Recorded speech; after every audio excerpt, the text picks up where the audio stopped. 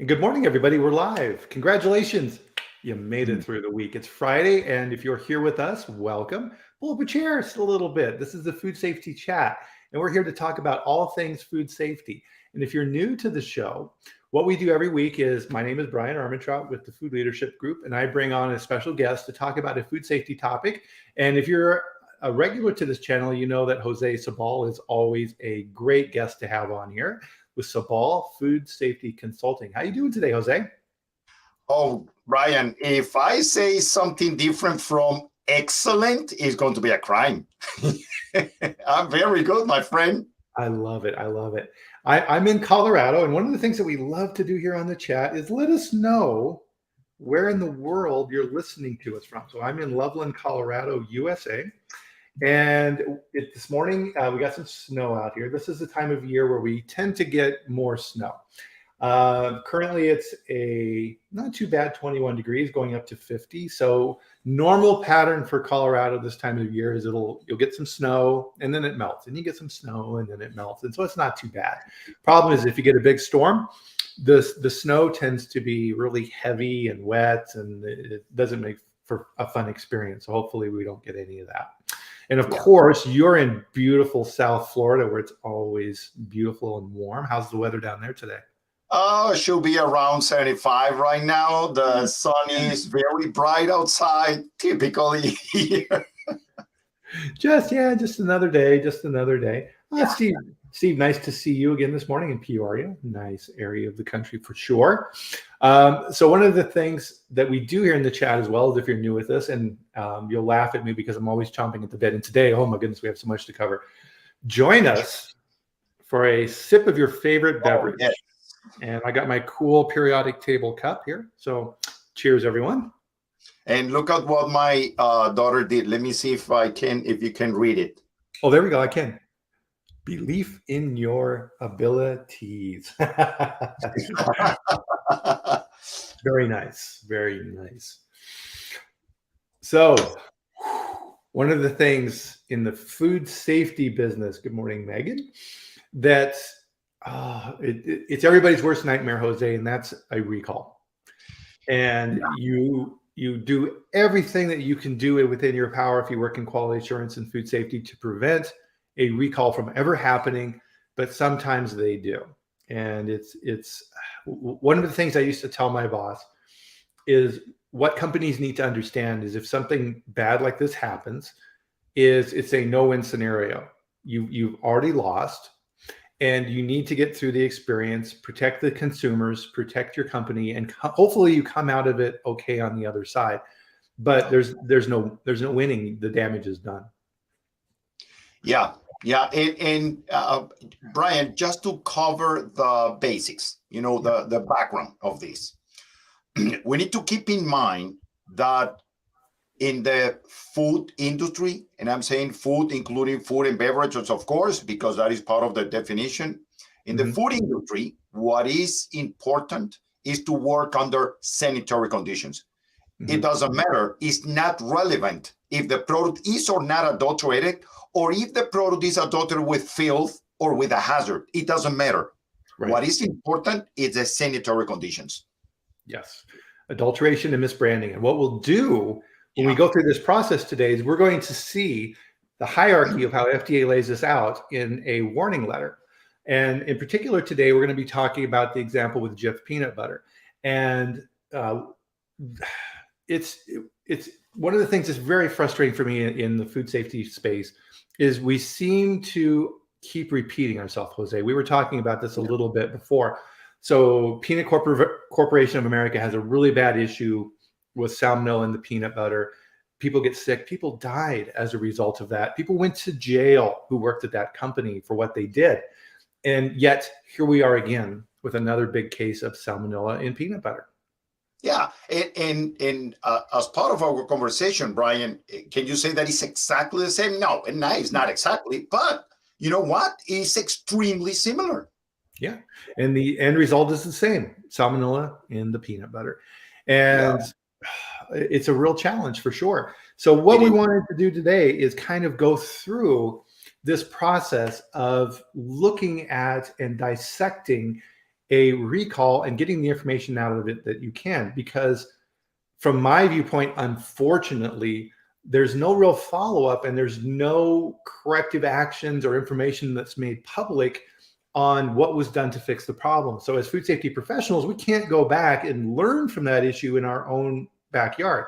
So if a company has a recall, they have the issue, the recall happens, there's an investigation, FDA issues a report, the company goes back and fixes things, and we never hear anything else.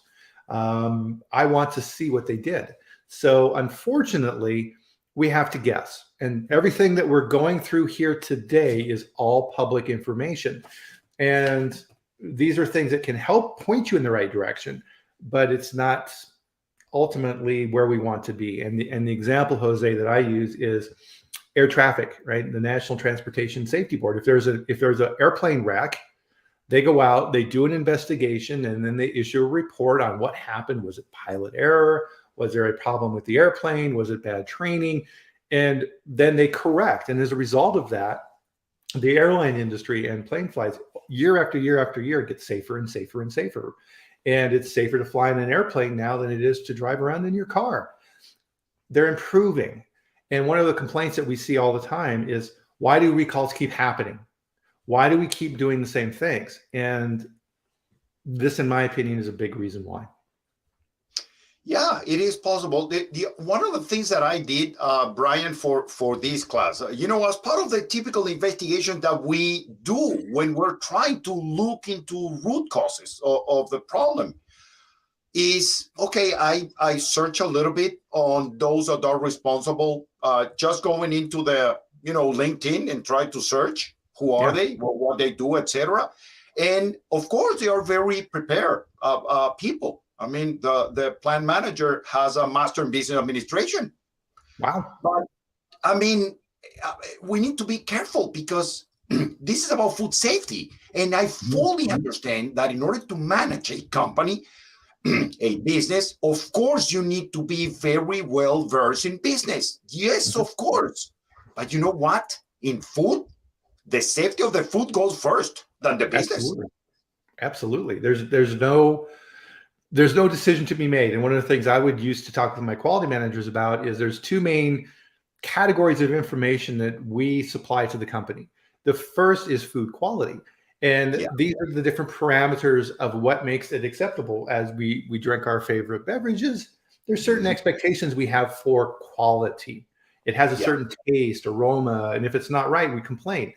Within quality assurance, getting that data to that management team to make the right business decision and protect the brands and the consumers is very important.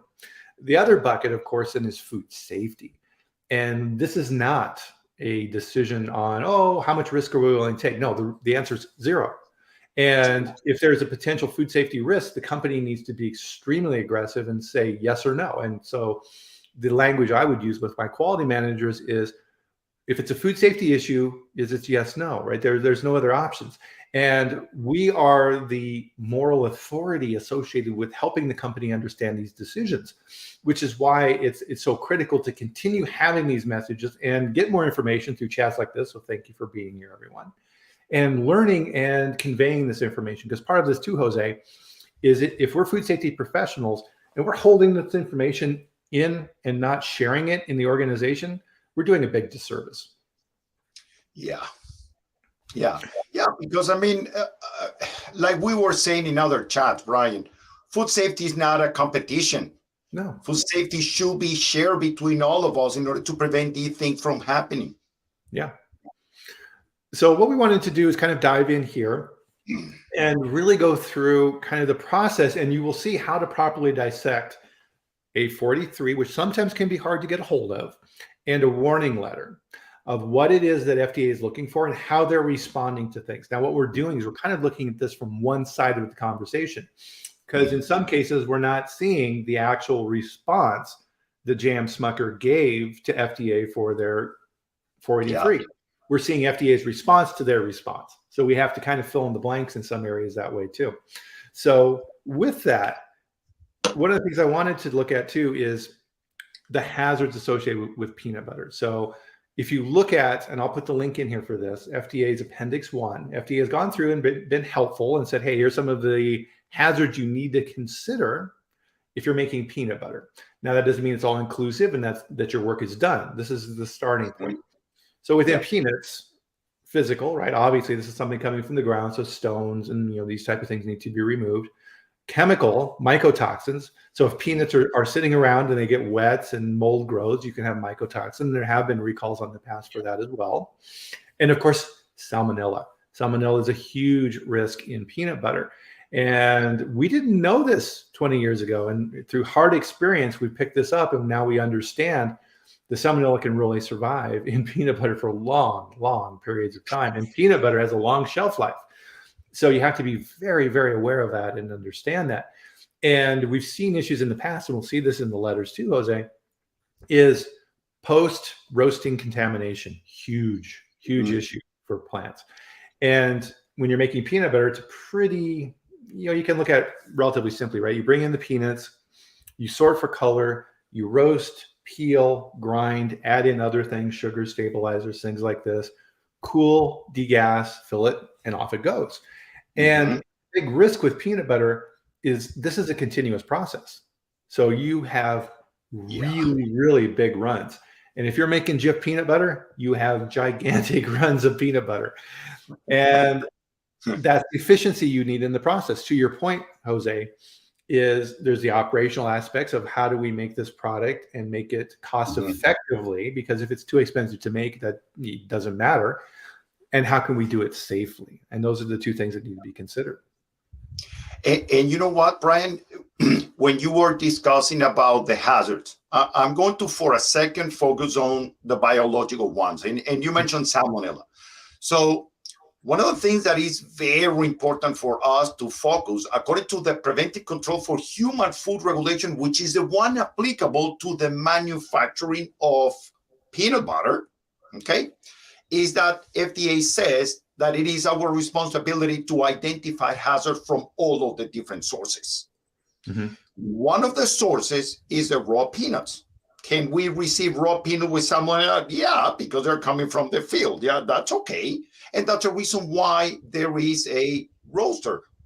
The roaster is, in theory, supposed to, and I'm going to cite the specific type of control that these companies are supposed to have, is supposed to reduce to an acceptable level.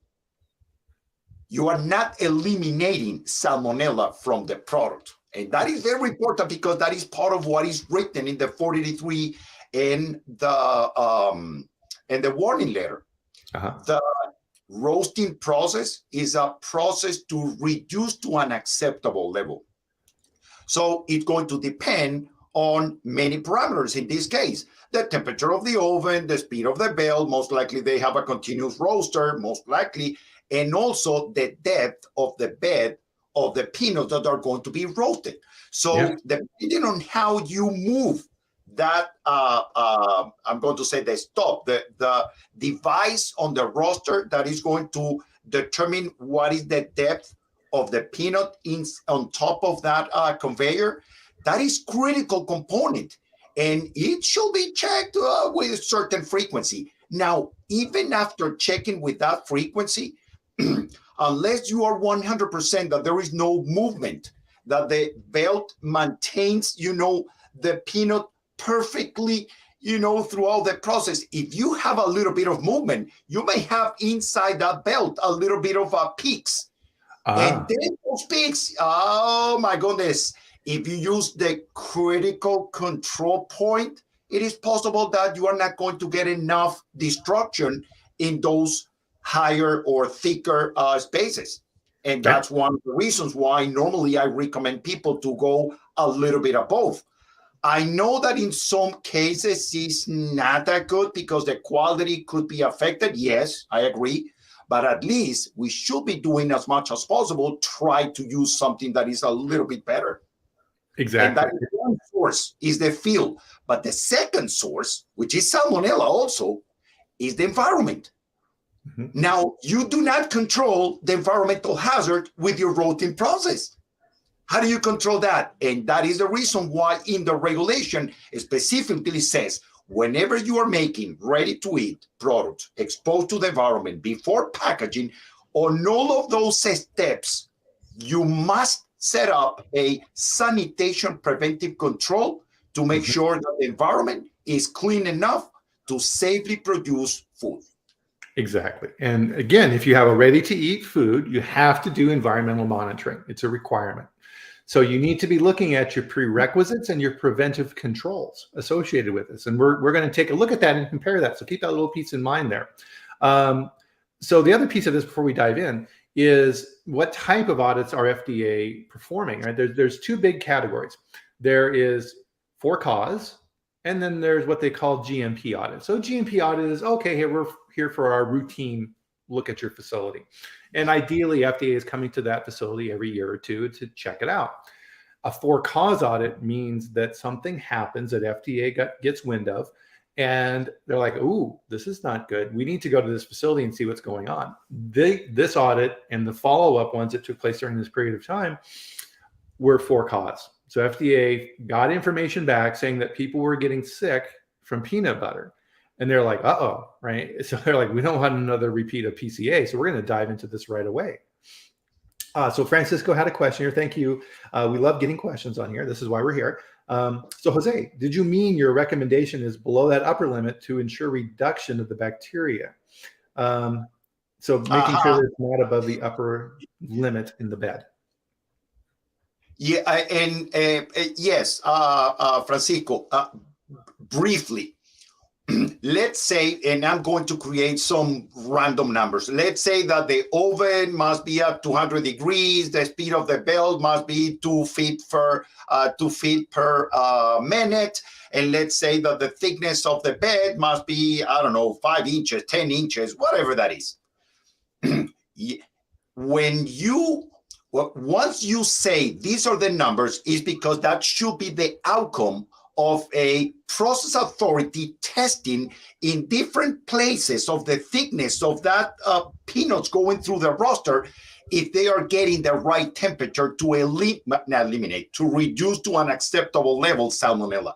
So everything that is being done is just a test. Now, statistically, when you apply statistics to the process, if you perform that test 1, 2, 3, 4 times, you get an idea, but you are not going to get effective number, because all of these things that I'm mentioning about the working conditions inside the oven, they happen. And in quality, this is a quality approach. It's what is called the common variations. And we will need to test that oven, I'm going to say between 100 and 200 times in order to more or less arrive to the real curve of the behavior of the oven. And once you have that, what you're going to get, the average of that line is going to be your new critical control point, which is above the actual numbers that you need to achieve. And on top of that, you will need to take into consideration the accuracy, the precision of the instrument that you're using, and add that on top of that first variation. And still, you are checking the critical component. You're not checking the operational one. Right. And the critical control point is a yes or a no, right? It's not, oh, we're kind of close. That's a line you cannot cross. So you need to make sure that you're far enough above it to take that variability into consideration. So another example of that is pasteurization with dairy products. So yes, you may be able to pasteurize at 164F for 15 seconds. Great. Are you ever going to run at 164? No, you're running at 170 for 20 seconds because you want to make sure that that variability is covered. Yep, exactly right. And Francisco is saying CCP validation. Francisco, I agree 100% with you, but I prefer to use the new names because HACCP is not applicable to this company. What is applicable to this company is the preventive control for human food, and they are not going to set up a CCP. They are going to set up a process preventive control that needs validation. Yes. Yeah, good questions, Francisco. Thank you very much. A great explanation. You can tell that Jose is a very good teacher. So let's show here. One of the things I like to do when I'm digging in and doing a little detective work is, what does the plant look like? So here is a pretty Google shot of Google Maps of the facility in Lexington, Kentucky. And like most facilities, and so of course, as you would expect, JIF Peanut Butter, huge, right? Huge brand. This plant is gigantic. This is a big, big plant. And if you do street view, Jose, going down the street, this is one gigantic brick wall going for blocks and blocks and blocks and blocks. And you can see how this plant has grown over time. So it looks like, right, so you start here, and they built on some additions, right? You can tell the roofs here are newer. Obviously over here, right, this is your warehousing and shipments out. You have all these loading bays, train cars. So they're bringing in the peanuts by the train load, right, as you would expect. Yep. So they bring these in and they unload these, and then they're producing their product in this process. So it gives a nice little overview of what the plant looks like. So this plant, you can see the employee parking over here and things like that, is big, big plant. Huge. Lots of things to monitor. And so as part of that is, if you're looking at environmental contamination, you can just see from this aerial shot, lots of ways for things to get in. And salmonella is ubiquitous in the environment. It's everywhere. So you have to be very careful with that. So FDA came into the facility based upon for cause. They're hearing reports of illness, and then they started their investigation. And as part of that, and what we're going to be going over here today, is the 483. So as part of that, one of the things that FDA will issue then is 483, and these things can be hard to get a hold of. You can do a Freedom of Information Act with FDA and request it, and then wait for quite a bit of time, and you're going to have to pay a little bit of money for that. There's also companies out there that will sell you the 483. And just for my audience here, right, Jose, I went out and opened my wallet and I bought the actual 483 file from FDA for the facility for this audit. So we're going to take a look at this now. So this is somewhere, where are you? So window, there we are. So we will share and look at, here it is, the actual warning letter from FDA for the audit. So you can see here, Jose, they were in the plant. What here? Look, it looks like what? So 3-4 weeks almost in the facility. 12 days. I got that for you, Bryan. 12 days of audits. And so this, you'll notice here, this is addressed to the senior person at the facility. So in this case, the plant manager, and the location of the plant. And what I've gone through here is highlighted. The highlights in here are mine of what FDA noted in this. And one of the things that FDA will do within these is they segment things into regulatory oversight, GMPs, and process controls. So let's take a look at this and dive in. So, and you'll notice here, look at 1, 2, 3, 4, 5, 6 people from FDA were present for this inspection. And so specifically, so as we were talking about here, they did not identify the hazard of recontamination with salmonella, providing a preventive control. So this is what we're talking about, is post-roasting, you guys are having problems. So your ready-to-eat product is exposed to the environment during multiple processes. So cleanings, blanching, sorting, feeders, reclaim, where applicable. A hazard analysis must evaluate the probability that the hazard will occur in the absence of preventive controls. Yeah. So they're saying there's lots of points here that we saw in May that are showing the potential to recontaminate your product after the roasting step. And so you notice here as well, these things here. What is this? Well, these are redactions. So FDA will try, sometimes they don't necessarily know what is correct or not, but they will redact. And this is FDA redaction, not JM Smucker. So they will go through, if there are things in this that they deem to be proprietary or sensitive information for that facility, they'll block that out. So that's what you're seeing there on that side. So now to your point, Jose, environmental monitoring. So you're, okay, great. You're taking swabs. And you're finding positives. And salmonella, if anybody is familiar with this in the environmental monitoring process in facilities, salmonella can be sometimes very, very difficult to remove. It can be hard. Yes. Salmonella is tough. And Yeah, to your point, and you know what, Bryan? Now that you're talking about that, well, salmonella is difficult. I will say I'm very familiar with seafood processing facilities, and over there we have listeria. And again, it is very difficult to remove listeria from the environment. I agree, but you know what is one really very difficult thing about salmonella in peanut butter? Oh my goodness, that this product is going to attach is very sticky. It's going to stick to everywhere, every surface. Good point. Good point. Very hard to clean. It is very hard to clean. So then within this 483, FDA says, okay, well, you found positives. You found positives on the floor, the peanut exit, in this floor, wherever this is, on this date, on this date, on this date, you found more.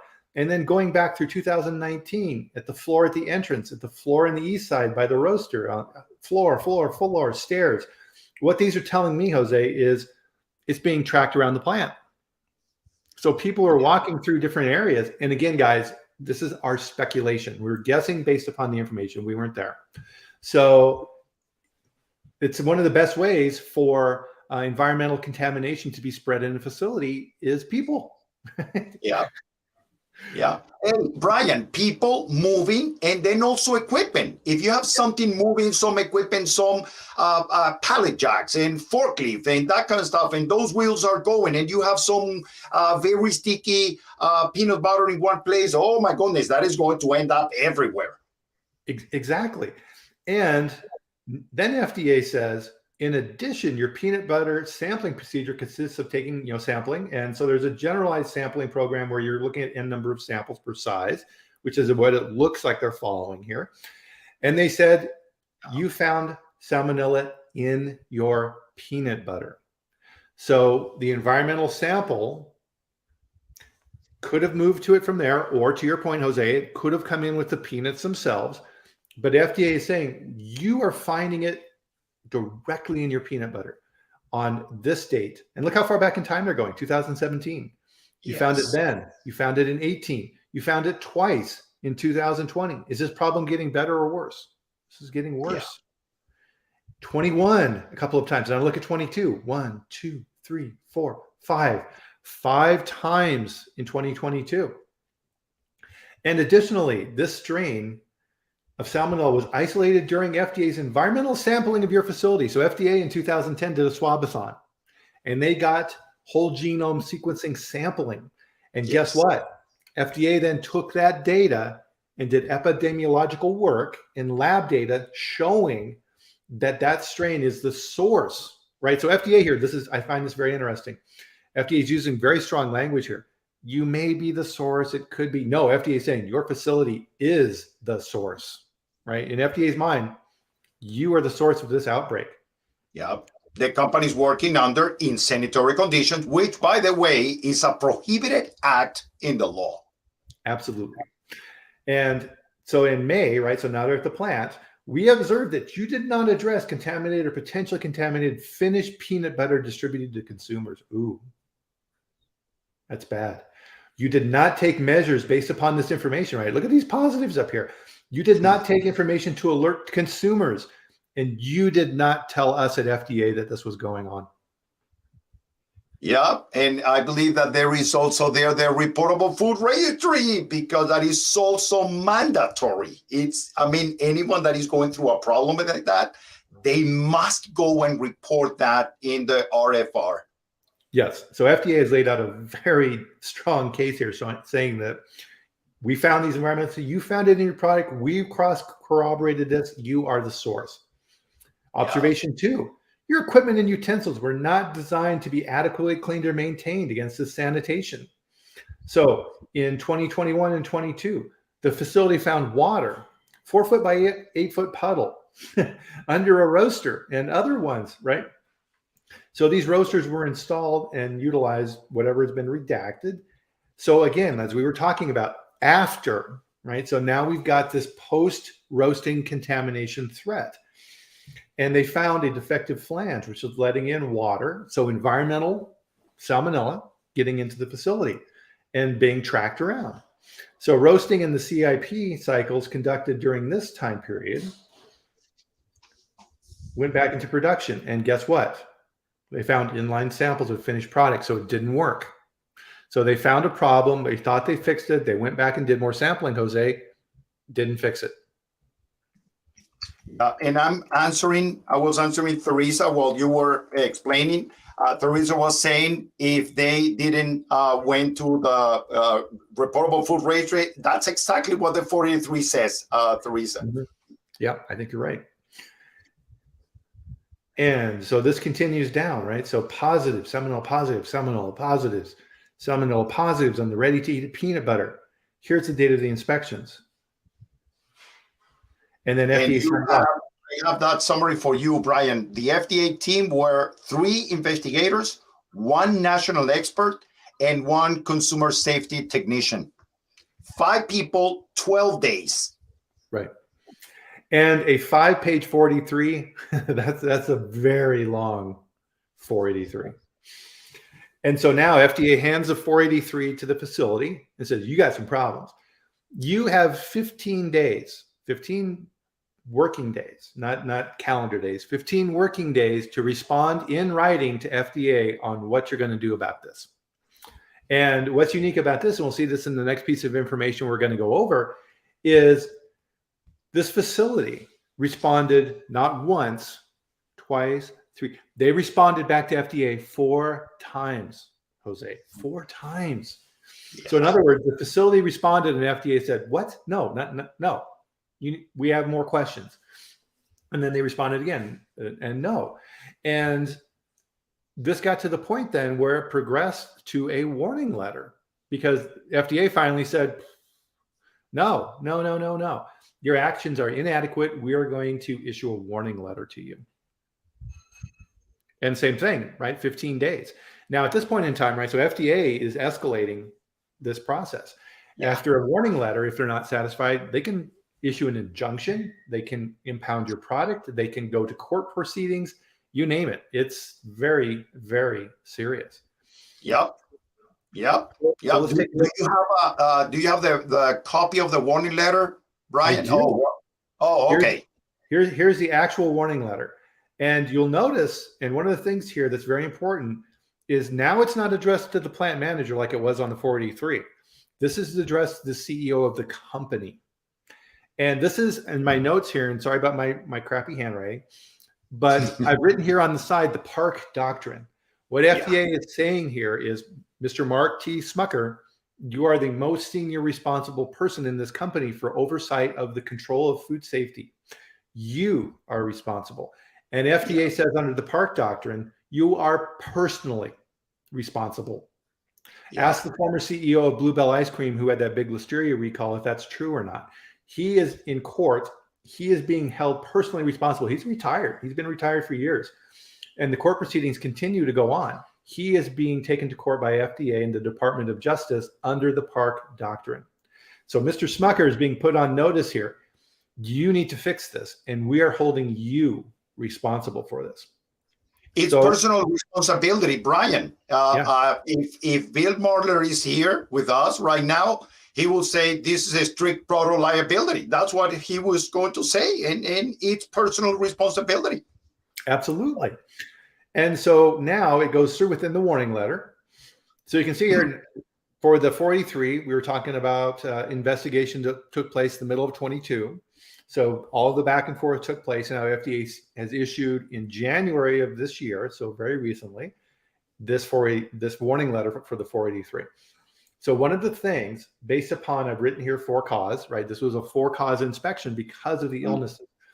So FDA will then lay out in this warning letter their authority, right? So one of the things that Jose is really, really good at is when we have these chats, he always goes back to what is the reference to authority, what is the standard, and what is the legal obligation, and what are the references associated with that. And this is what FDA always does. Yeah. So within this, right, for this facility, the inspection was initiated as part of an outbreak investigation. So FDA was going in for cause. They had issues. And according to CDC, 21 people from 17 states were affected with the outbreak strain that they linked. And your firm then in May recalled all peanut butter manufactured between October and May. That's a lot of product. And you know what, Bryan? Let me catch you over there. Look at this one. Why all the product manufactured? Because the hazard is in the environment. Mm-hmm. So even if they have another line producing any other product in that same facility, that other product will need to be recalled too. Because it's about the environmental conditions. It's not about a hazard that is coming with an ingredient that is going to be controlled. It's the environment. Yeah. And with peanut butter manufacturing, again, right, this is a continuous manufacturing process. So you have very long runs. So your risk from a food safety standpoint is also very high because FDA always looks from CIP to CIP. And to your point, Jose, because you had environmental contamination and failure within the preventive and prerequisite programs, FDA is saying everything. No, you guys are out of control. You need to bring it all back. And another thing, Bryan, the last time that we were having this conversation 2 weeks ago, 2 Fridays ago, so we were comparing GFSI with the FDA. And we were talking about approved suppliers and recalls. Well, this is another difference, okay? What is going on? Why these things are happening? Because if you follow GFSI, GFSI is telling you that as part of the GNPs, you are supposed to have a cleaning and sanitation program, and you're supposed to create a schedule, and you're supposed to have SSOPs, and your SSOPs must be validated, and so on.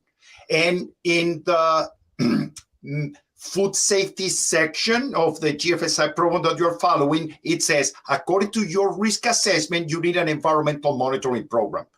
Yes, all of the GFSI components are matching with the requirements of the FDA. But the thing is that this is different because if you have an environmental hazard in GFSI, as long as you are doing some cleaning and sanitation and you have your environmental monitoring program in place, you should be fine. But FDA goes one step above and says, if your product is ready to eat, exposed to the environment before packaging, and the product is going to be by, in this case, general population. So we have the young, the elderly, the pregnant women, and so on, exposed to the eating that, they're going to be the ones that are most affected. Most likely, the severity is going to be increased just because of the group of people. For that reason, that hazard, 99% is going to end up as a significant hazard. I should not be using that word because that is the hazard approach. I should be using that salmonella in a facility with those conditions is a hazard that requires a preventive control. That is the official name. And for that reason, companies that are producing that kind of products, they need to have sanitation preventive controls, which is what? A cleaning procedure is an SSOP, but oh my goodness, you need to validate the frequency based on sampling and testing from your environmental monitoring to determine what is the right frequency to prevent the occurrence of that environmental hazard. Mm-hmm. Absolutely. And so within this process, FDA has then said in this letter that you failed. You have failed in this process because under the Food, Drug, and Cosmetic Act, to your point, you have introduced adulterated product into interstate commerce. So FDA needs to establish interstate commerce for their authority. If you're a company that only sells product within your particular, city, let's say, and it never leaves that state, that's a state issue. FDA needs to establish authority under the Food, Drug, and Cosmetic Act for interstate commerce. Hold on, Bryan, let me catch you over there. So I'm reading a book. I'm getting into this legal and regulatory side deep, for the last 2.5 years or so.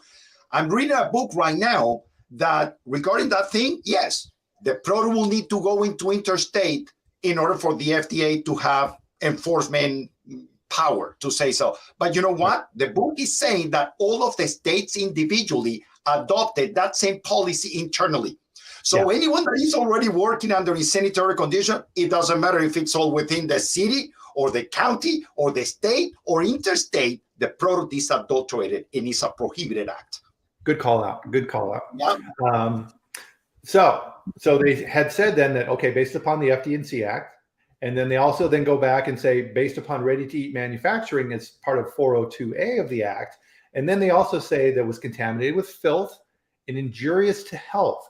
In addition, failure of the owner-operator in charge to comply with preventive controls, as you just said, as the CGMPs and the preventive control rules is prohibited. As a conclusion, we have issued a 483, and we received your responses on July 1, August 1, August 16th, August 4th. Notice the dates between these, right? Roughly 15 days. Describing the corrective actions taken and planned. And FDA said, after reviewing the findings, we are issuing this letter.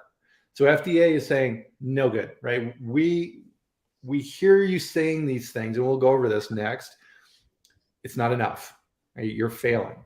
And you'll kind of see here, Jose, on the side, I've kind of written these bars because I don't want to highlight the whole paragraph because they're FDA is saying a whole lot here.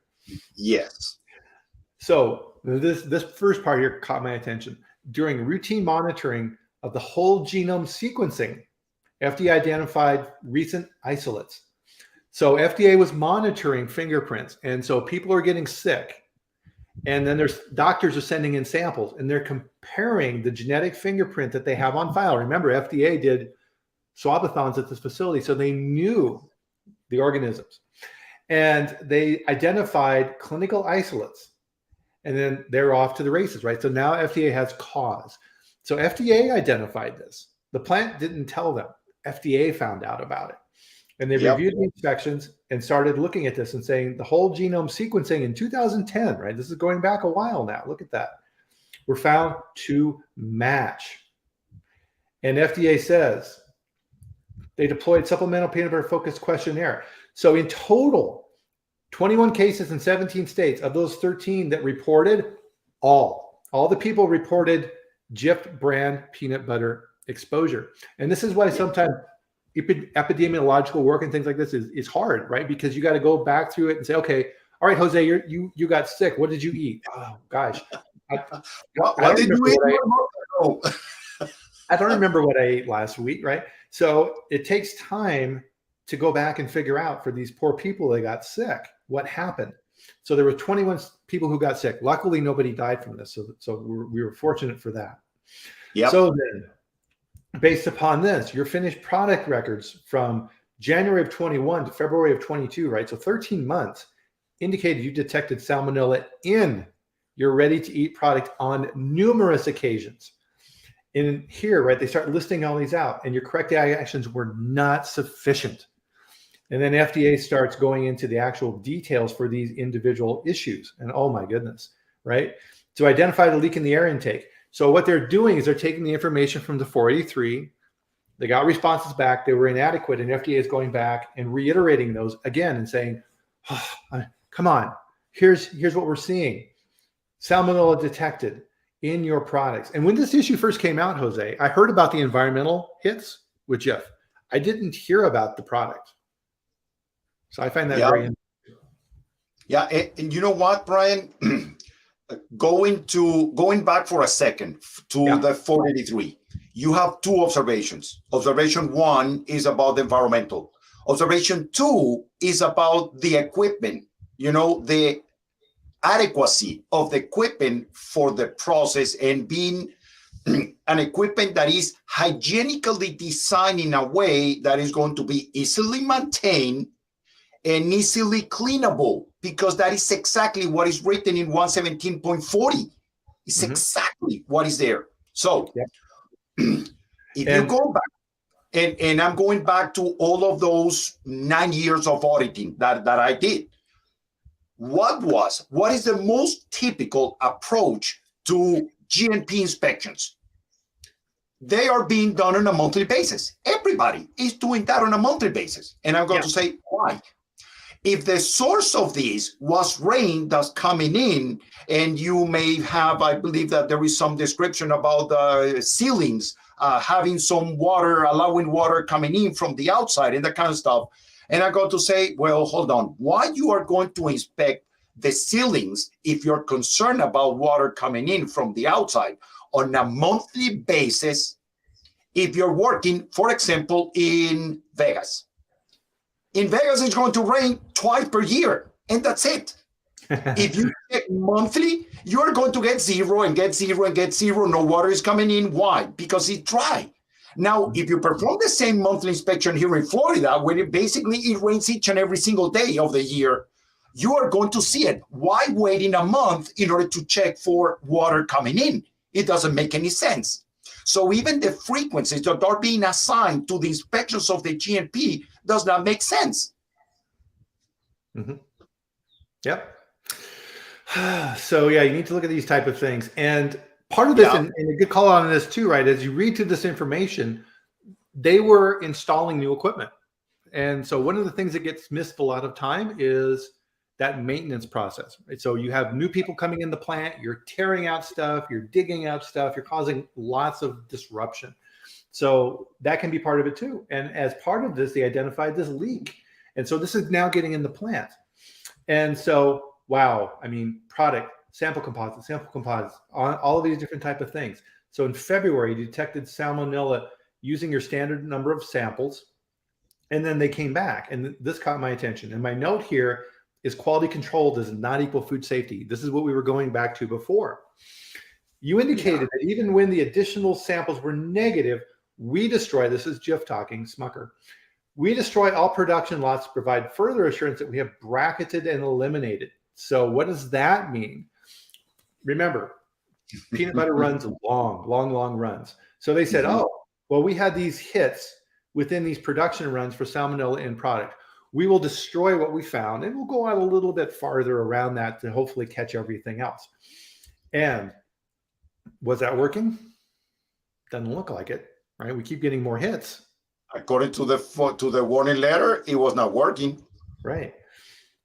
And so what FDA was saying is your corrective action did not adequately prevent the contaminated product from reaching the consumers. So normally, if you have an issue, and what you're going to be looking at from a crisis management standpoint is from your CIP, all right, I have clean equipment, and now I've shut down and I'm going to re-clean this equipment and get ready for my next production cycle, CIP to CIP. Because peanut butter is such long production runs, that's gigantic.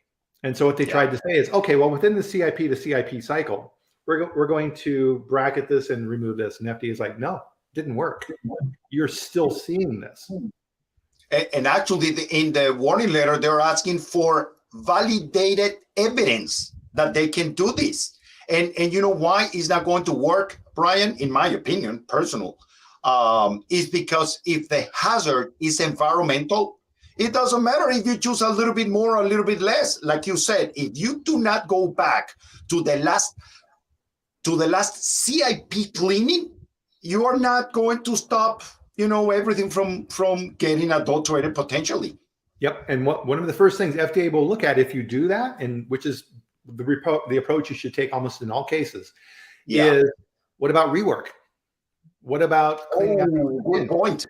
To your point, Jose, peanut butter is sticky and difficult to clean. Is everything really clean? But rework is one of those things that does what I call it jumps over the wall. It jumps over that CIP break. And so a lot of times when you see recalls that are expanded, that's what FDA has identified. The product that the company recalled didn't cover the entire period of exposure, or you had rework that jumped the wall and you have a lot more product in question than you thought. And the FDA here is saying is what you removed was insufficient. You did not bracket correctly. Yep. And you can see here, right? So from this July response, right? So they're going through this process. Hold would have been an effective approach to identify by contamination of your continuous production of ready-to-eat peanut butter. As part of your response, we ask that you provide support. Okay, well, you bracketed. What makes you think that worked? Right? Yeah. They're gonna have a real hard time showing that. You know what? Teresa is put another comment there in the chat saying, your thoughts about zone 1 pathogen. Oh, really? Bryan, do you want to answer that? What is in the inspections in operation manual of the FDA? They sample. Chapter 4, FDA Inspection Operations Manual. Read it, right? FDA samples zone 1 and zone 2. In a nutshell, should you be sampling zone 1 and 1, 2? If you have a ready-to-eat high-risk product like this, yes. Yes. Now, yes. that is a very generic, large statement. Every situation is different. So you need to, that's why we have food safety plans and hazard analysis. So look at your individual cases. Yep. Yep. But yes, Teresa, the simple answer is that under very controlled conditions, you should be testing zone 1. The FDA will do it. Mm-hmm. Yep. Either you do it or they do it. And remember, under the now regulatory standard for enhanced traceability for high-risk foods, is peanut butter on that list, Jose? Uh-huh. You need to be able to trace backwards through the system, right? So that's coming too. So this is additional things that JIF needs to be looking at in the future, just as a side. So you can see my little guy here in the middle. I got my face, right? In July, your response discussed actions the facility has taken to address the deficiencies, including additional recontamination as a requirement of the sanitation preventive control. So in other words, before that point in time, they weren't looking at it. Where RTD product is exposed to the environment and will not receive additional kill. However, you did not provide a revised hazard analysis or plan for evaluation. Yeah. So, okay, we're going to do this, FDA. Okay, show us that you did it. Yeah, show me. Show me. And going back to the chat, Bryan, for a second. So Teresa is asking, is it necessary to validate the cleaning process? Yes, you need to validate it. And don't get confused with that slide in the preventive control for human food. I'm teaching that class a lot. That says, oh, don't worry. You don't need to validate allergen preventive controls, and you don't need to validate cleaning procedures and so on. Well, in quotes, you don't need to validate them because there is no way that you can prove 0, which should be the scope.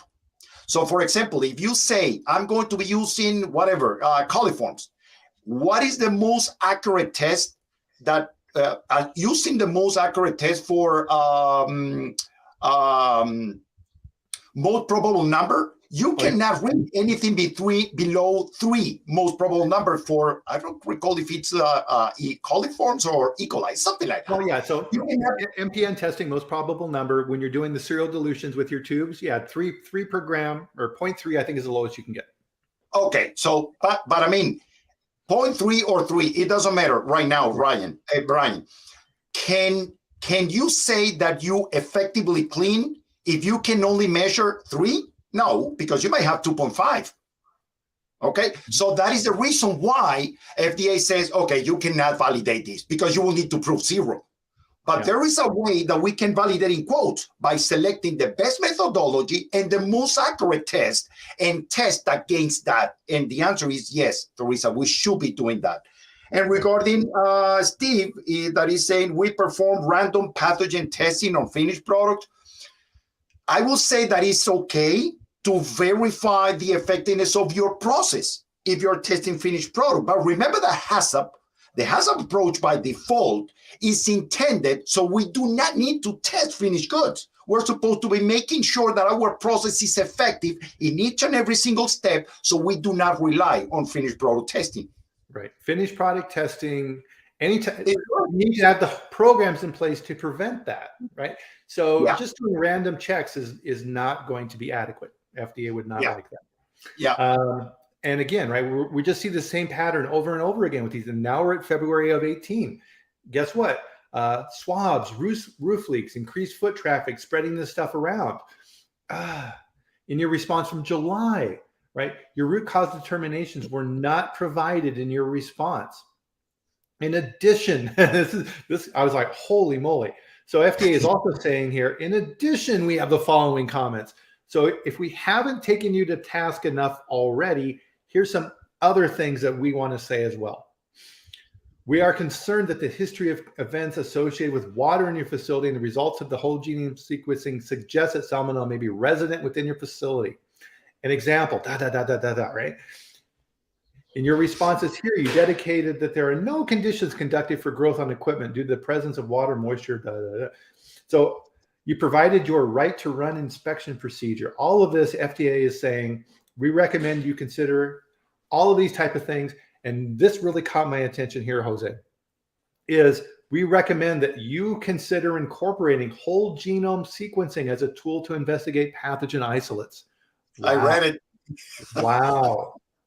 So FDA is saying you need to start using the tools that we're using to track this stuff, because you need to figure out. Brian, you know why they're saying that?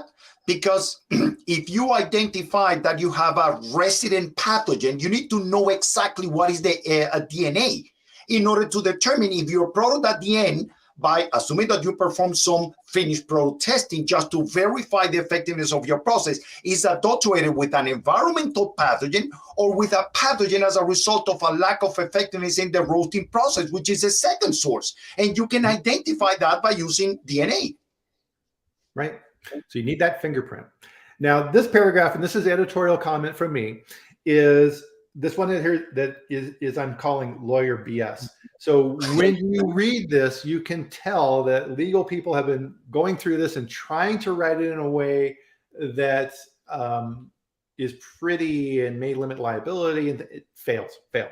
So we stated that in very rare instances, you find salmonella in finished product. Well, that should be never, right? Specifically, right? So when you read through this language is we have a robust finished product testing program. No, you don't, because you keep finding it, right? So this lawyer language in this paragraph doesn't help them at all. If anything else, this is probably making FDA a little ticked off. And you know that because they put this language from their responses in the warning letter. So FDA is saying, really? And now, right? So they've gone through here, and I put a question mark here because in addition, in July, response detecting this to remove the peanut butter from the lines between this point in this time and the piping and other equipment used to process, although effective at removing large amounts, and this is your point, Jose, are not an effective means of eliminating salmonella. So what they did is they went through and tried to clean some equipment and they pulled stuff out manually. They're saying it didn't work. Now, whew, holy moly, right? So now FDA is closing this out by saying, okay, Mr. Smucker, you've got 15 days to respond to us. And do it. They have 6 pages of things to respond to. Yeah. And this letter is dated January 23rd? Oh, 24th. Yeah. Right. So we're up to that point. So hopefully they get a good response and they'll be able to figure this out, because wow, Jose. Yeah.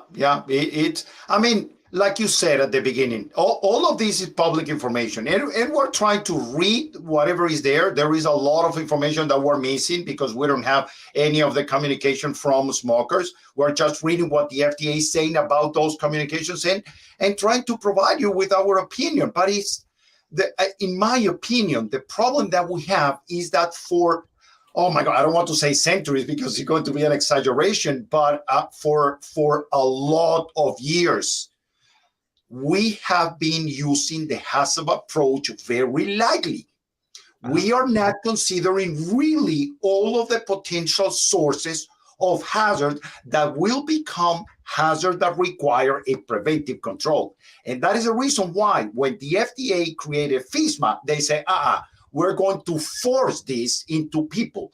Anyone that is producing ready to eat, exposed to the environment before packaging, you must have sanitation preventive controls, and you need to verify the effectiveness of those controls with an environmental monitoring program. Right. And of course, checking the environment. It's not just checking going to Teresa's comment, it's not just checking zone 1. How zone 1 is going to be contaminated or adulterated because your environment is not clean enough. You are not cleaning the floors and the drains and the walls and the ceilings frequent enough to prevent that, bacteria from going there. The flow of the people, the flow of the traffic of the facility, we should be putting emphasis on watching how we're doing that right now and if there is any way to improve that flow. Yep. Okay, so oh boy, this hour has gone by so fast, and I'm sorry everyone, but we've thrown just an absolute avalanche of information at you. Yeah. Bottom line here is that this facility failed in their food safety plan. They failed in their employee practices. They failed in their equipment management. They failed in environmental monitoring program, and they failed in their responses when they found failures that caused adulteration of their product and put the consumers at risk. And it's no wonder FDA wrote a 6-page warning letter showing Yeah. them what they need to do. This is a Yeah. serious wake-up call, right? This needs to be fixed. And I Smucker is an outstanding company, and I'm sure they will. Yes. But these type of things, right? We need to learn from these is the whole point of this. Yeah. And one of the things to close out here is in the locals group that I have, which is free. I'm going to post this information, Jose, in this group. So the 483 in the warning letter with my comments on there so that you can download this. So I'm pulling out most of the link information because I think LinkedIn drops this out. So it's the Food Safety Foundation.locals.com. Membership free, right? Go there. I put information for recalls and these type of things so that you can have this information too. So with that, we got to close out here today. Any upcoming courses or things that you're teaching, Jose, that you want people to be aware of? Oh my goodness. Anyone that wants to attend any of these classes, just send me an email. It's on your screen and let me know what you want. And, I will be very happy to let you know which classes I'm teaching and who's sponsoring those classes. And I will give you the information to register for those classes. Excellent. Excellent. And again, as Jose pointed out, and this is something we say on the chat quite a bit, food safety is not a point of competition. So take this information and use this to help make things better for you and better within the industry, right? We all need to learn from these types of situations. So with that, we'll close out this very information-heavy food safety chat for this week. And we will be back next week at the same time. So 8 a.m. Mountain Time, 10 a.m. Eastern Time. And we'll have the next food safety chat. And we do this on a live stream on Facebook, YouTube, and Twitter. So if whatever platform you like to use, we do this for you. And thank you, everybody, for all these amazing comments and back and forth. This was really, really a great one. So I hope you enjoyed this as much as we did, and you're pulling some information out of this as well.